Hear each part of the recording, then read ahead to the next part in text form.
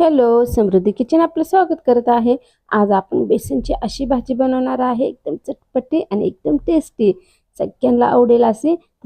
तर तुम्हाला ही रेसिपी आवडली किंवा नवीन असाल समृद्धी किचनला तर सबस्क्राईब करा. तर चला आता सुरुवात करूया. सुरुवातीला मी एक मोठी वाटी घेतलेली आहे, त्यामध्ये मी 1 वाटी बेसन घेतलेला आहे. तर आता आपण ह्या बेसनमध्ये साहित्य वापरणार आहे, ते म्हणजे अर्धा चमचा हळद घेतलेली आहे. तर आता आपण घेणार आहे ते म्हणजे जिरे घेतलेले आहेत. जिरे जे आहेत ते मी बारीक करून घेतलेले आहेत, जेणेकरून स्वाद जास्त वाढेल. त्यामध्येच लगे आपण अद्रक लसूणची पेस्ट आहे ते मी अर्धा चमचा घेणार आहे ह्याच्यामध्येच. तर आता आपण हे साहित्य घेतलेलं आहे, त्याच्यामध्ये आता आपण मीठ घेणार आहे. पिठाच्या अंदाजाने मीठ घ्यायचं आहे, कारण आपण नंतर ही मीठ वापरणार आहे. तर आता आपण हे सगळं साहित्य घेतलेलं आहे. तर ह्या बेसनमध्ये आता आपण हे मिक्स करून घेणार आहोत. तर एकदम चटपटी आणि एकदम टेस्टी अशी जर भाजी बनवली तर होते. तर चला मग आता त्यामध्येच आता आपण थोडं थोडं करून पाणी घेणार आहे. पाणी जे आहे ते आपल्याला जास्त वापरायचं नाही, कारण आपण हे पीठ जे आहे ते घट्ट मळून घेणार आहोत. तर आता आपण अजून थोडंसं बेसन घेणार आहे. आता बेसन घेतले म्हणल्यानंतर थोडंसं अजून मीठ वापरणार आहोत. तर आता आपण हे पीठ जे आहे ते छानसं मळून घेणार आहोत. पीठ मळल्यानंतर तुम्हाला दाखवत आहे. तर हे पहा, पीठ जे आहे ते एकदम घट्ट, म्हणजे जसं आपण चपातीला पीठ मळतो तसं पीठ मळून तयार झालेलं आहे. तर चला थोडीशी तेलाची धार सोडणार आहोत त्यामध्ये. आणि हे पीठ जे आहे ते आपण मस्त एकदम छान मळून घेतलेलं आहे. एकदम खमंग वास या जिरे आणि लसणाचा आलेला येत आहे या पिठामधूनच. तर चला हे पीठ आता आपण मळून तयार केलेलं आहे. तर चला आता आपण पळपूड घेणार आहोत. तर आता आपण हे पीठ घेतलेलं आहे तेच आता आपण समान गोळे म्हणजे 3 गोळे करणार आहोत. जसं आपण चपातीला बनवतो सेम तसंच एकदम छान पीठ मळून तयार झालेलं आहे. तर आता मी पूर्णपणे समान गोळे केलेला आहेत.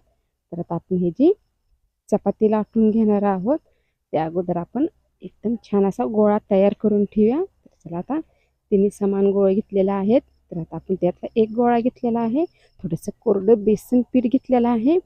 तर आता आपण हे लाटून घेणार आहे. आपण लाटून जे घेणार आहे ते म्हणजे जास्त आपल्याला जाडसर ठेवायचं नाही आहे, मध्यम जसं आपण चपाती ठेवतो तसं, कारण नंतर शिजल्यानंतर एकदम जाडी त्याची वाढते, त्यामुळे आपण मध्यम ठेवलेला आहे. तर चला आता आपण हे आकार जे आहे ते आपल्या आवडीनुसार देऊ शकतो. आपण गोल म्हणलं तरी सुद्धा आपण आकार देऊ शकतो. मी कापण्याचा आकार देणार आहे, तुमच्या आवडीनुसार तुम्ही देऊ शकता. तर चला आता आपण एका ताटाला तेल लावलेलं आहे. तर आता आपण हे जे कापण्या केलेल्या आहेत तयार ते काढून घेणार आहे. तेल याच्यासाठी लावलेलं आहे की भाजीची तयारी होईपर्यंत खाली चिकटून येत आहेत ताटाला. तर हे पहा, सगळ्या एकाच आकाराच्या आणि एकदम पातळ आकाराच्या पूर्ण लाटून घेतलेल्या आहेत. तर हे कापण्यात तयार आहेत. तर चला आता आपण कढई गॅसवर ठेवले होते गरम करायसाठी. तेल जे आहे ते तुमच्या आवडीनुसार कमी जास्त घेऊ शकता. तर चला त्यामध्ये खडा मसाला घेणार आहे, ते म्हणजे मिरी, दालचिनी, लवंग, शहाजिरी हे घेतलेलं आहे. त्यामध्येच आता आपण बारीक चिरलेला 1-2 मध्यम आकाराचे कांदे आहेत ते घेणार आहोत. अर्धा चमचा मोहरी घेतलेली आहे. आता अर्धा चमचा आपण जिरे घेणार आहे. जिरे आपण पिठामध्ये पण वापरलेले आहेत आणि याच्यामध्ये पण वापरायचे आहेत. आता घेणार आहे म्हणजे ताजा गावरान कढीपत्ता घेतलेला आहे. तर आता आपण हे साहित्य आहे ते छानसं भाजून घेऊया. साहित्य भाजत आहेत त्यामध्येच आता आपण, तर हे पहा, कांदा जे आहे ते आपला मध्यम भाजलेला आहे. त्यामध्येच आता आपण अजून अद्रक कोथिंबीर आणि लसूणची पेस्ट घेणार आहोत. पेस्ट सुद्धा आपण ह्याच्यामध्ये छान भाजून घेणार आहोत. तर हे पहा, एकदम खमंग असा ह्या फोडणीचा वास येत आहे. त्यामध्येच आता आपण लगेच 1 टोमॅटो जी बारीक चिरलेला आहे ते सुद्धा आपण कांद्यामध्येच घेणार आहे, आणि किंवा आपण पेस्ट सुद्धा बनवू शकतो याची. तर चला, छोटी वाटी मी खोबरं घेतलेलं आहे, जे मिक्सरमधून बारीक करून घेतलेलं आहे. तर ते सुद्धा आपण ह्या तेलामध्ये सगळं साहित्य आहे ते तेलामध्येच भाजून घ्यायचं आहे, जेणेकरून फोडणी जे आहे ते छान बसेल. तर हे पहा, तेल थोडं थोडं सुटत आहे, मसाला छान भाजत आहे. त्यामध्येच आता आपण एकदम अर्धा छोटा चमचा हळद घेतलेली आहे. रश्श्याला सुद्धा हळद वापरणार आहोत आपण. त्यामध्येच आता गावरान काळं तिखट घेतलेलं आहे. तिखट जे आहे ते तुमच्या आवडीनुसार कमी जास्त घेऊ शकता. तर आता आपण हे काळं तिखट आणि हळद हे सुद्धा ह्या तेलामध्येच भाजून घेणार आहोत. तर हे पूर्ण साहित्य आहे ते छान भाजलेलं आहे, तुम्ही पाहता असाल. चला मग साहित्य भाजलेलं आहे. तर आता आपण पाणी घेणार आहे. पाणी जे आहे तुम्हाला किती रस्सा पाहिजे कमी जास्त त्याच्यासुद्धा तुम्ही घेऊ शकता.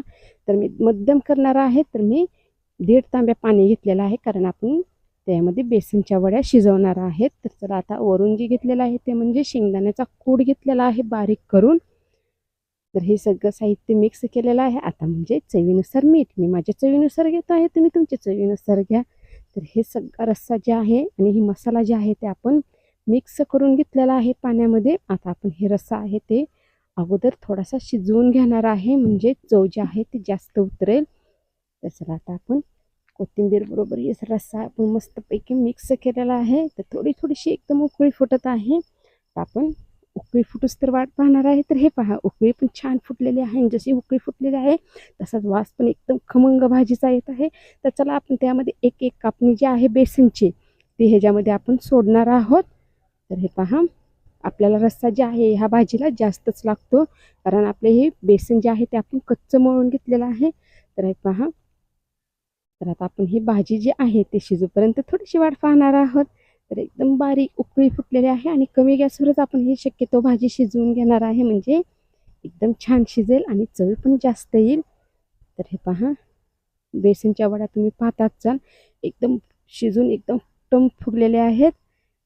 तर चला अशाच पद्धतीने आपण ही भाजी जी आहे ते मी शिजवून घेणार आहे. शिजल्यानंतर तुम्हाला मी दाखवत आहे. तर हे बघा रस्सासुद्धा कमी झालेला आहे, आणि आपण हे गॅस जे आहे ते बारीकच ठेवलेला होता. जोपर्यंत वड्या शिजत नाहीत तोपर्यंत शिजवून घेणार आहोत. तर त्यातली मी तुम्हाला एक वडी जी आहे ते काढून दाखवणार आहे. तर हे पहा लाटताना ज्यावेळेस आपण लाटून घेतली त्यावेळेस एकदम पातळ होते, शिजल्यानंतर त्याची जाडी जी आहे ती थोडीशी मोठी झालेली आहे. तर चला मग ही भाजी जी आहे ती खाण्यासाठी तयार झालेली आहे. तर एका डिशमध्ये आपण काढून घेणार आहे.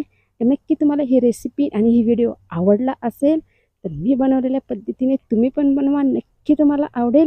आणि व्हिडिओ रेसिपी आवडली असेल तर माझ्या समृद्धी चॅनलला लाईक शेअर सबस्क्राईब करा, आणि व्हिडिओ पाहिल्याबद्दल आभारी आहे. धन्यवाद.